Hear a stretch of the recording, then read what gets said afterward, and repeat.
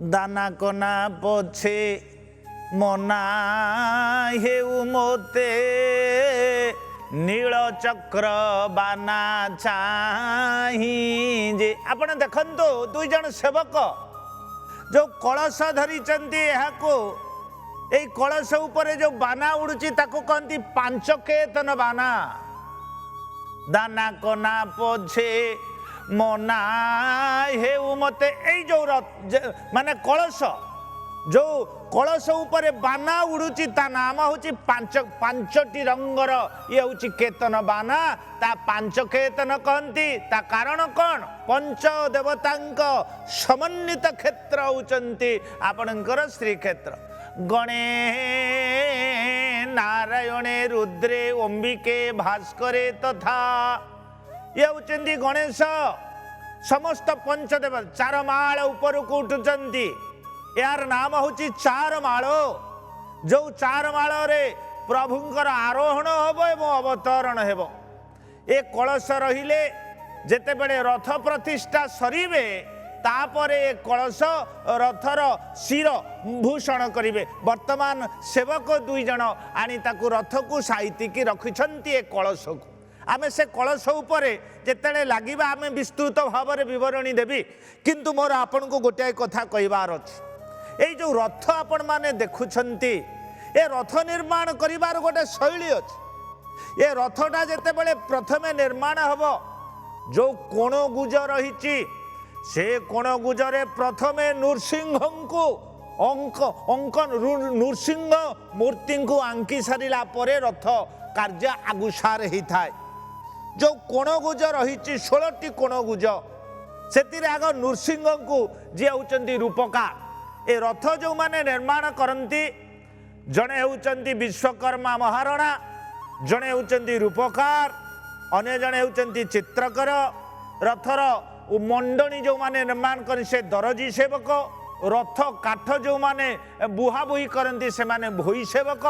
रथ पाई जेते लुहा कंटा दरकार होए जे ताकू सब तैयारी करती से होचंती ओझा महाराणा एवं ये जो नृसिंह कथा कहूतिली ए कोण गुजरे नृसिंह मूर्ति तेणु रथर सुरक्षार दायित्व होचंती नृसिंह ए क्षेत्र होची नृसिंह क्षेत्र ए आपण देखिबे मुक्तिमंडपर सम्मुख भाग रे पूर्व भाग को मुह करी 38 आठ उच्चतार गोटाए देउल अच्छे ता नाम होची आदि नृसिंह प्रथमे नृसिंह को पूजा कला परे राजा इंद्रदुम्न जगन्नाथ को पाइबार प्रमाण आमर स्कंद पुराण नीलाद्रि महोदय ग्रंथ रे मिली था विशेष करी इंद्रदुम्नंकर जे कुल देवता से होचंती दुर्गा नृसिंह एवं सेपटे आपणकर गुंडीचाबाड़ी पाखरे जो नृसिंह अछंती तांकर नाम होची यज्ञ नृसिंह श्रीमंदिर रे आद्य नृसिंह लक्ष्मी नृसिंह पंडु नृसिंह जोठी नृसिंह विद्यमान से क्षेत्र नाम होची पुरुषोत्तम क्षेत्र आपणकर वैशाख शुक्ल चतुर्दशी दिन महाप्रभु नृसिंह रूप में पूजा पाती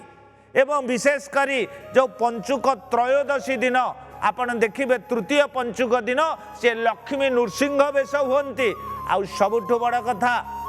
आमर जेते देवता माने अछंती समस्ते उत्तराभिमुखी हेबे बा पूर्वाभिमुखी होइकी पूजा पाइबे किंतु एकमात्र देवता जे दक्षिणाभिमुखी हेले पूजा पाती सी होचंती नृसिंह तेणु बाहुड़े जेते बेले रथ फेरिबे महाप्रभु जगन्नाथ दक्षिणाभिमुखी हेबे सेते बेले से नृसिंह रूप में विराजमान करितान आमे सुंदर भाव में देखि पारुचे यही होची सेई दांड सेई होची बड़ दांड कहला गुंडीचा नामे मो यात्रा परम पावनी रथ यात्रा नामे ख्यात हेबो से ओ बनी ये होची घोष यात्रा रथ यात्रा पतित पावन यात्रा दशावतार यात्रा उत्तराभिमुखी यात्रा किंतु आपण जो रथ कुनी प्रवचक महोदय आपण देखंतो ए रथ तीनिटी दंडा ए रथ गोटाए रथ नु ए रथ विभिन्न प्रकार देवता माने यातायात करिबा पई निजर गमनागमन दृष्टि जो रथ व्यवहार करती तार नाम होची देवरथ निजर आमोद प्रमोद पई जो रथ व्यवहार होए ता नाम होची पुष्परथ ମର୍ତ୍ତ୍ୟରୁ ସ୍ୱର୍ଗକୁ ଯିବା ପାଇଁ ଯେଉଁ ରଥ ବ୍ୟବହାର କରାଯାଏ ତା ନାମ ହେଉଛି ରଥ ଗର୍ଭକ। ଆଉ ବିଶେଷ କରି ଟିକେ ଭ୍ରମଣରେ ଯେଉଁ ରଥ ବ୍ୟବହାର ହୁଏ ତା ନାମ ହେଉଛି ପରିଘଟିକା ବା ପର୍ଯ୍ୟଟନ ରଥ। ତେଣୁ ଆମେ ଏଇ ଯେଉଁ ରଥ 3 ଜଣଙ୍କୁ ଦେଖୁଛେ ଏ ସେଇ ଭାଷାରେ ଆମେ କହିଲେ ଇଏ ରଥ ହେଉଛନ୍ତି ପରିଘଟିକା ରଥ। ମାନେ ରଥର ନାଁ ଅଛି ଇଣ୍ଡିଭିଜୁଆଲି କିନ୍ତୁ ସମୁଦାୟ ରଥକୁ ଆମେ ପରିଘଟିକା ରଥ ବା ପର୍ଯ୍ୟଟନ ରଥ କହିବା।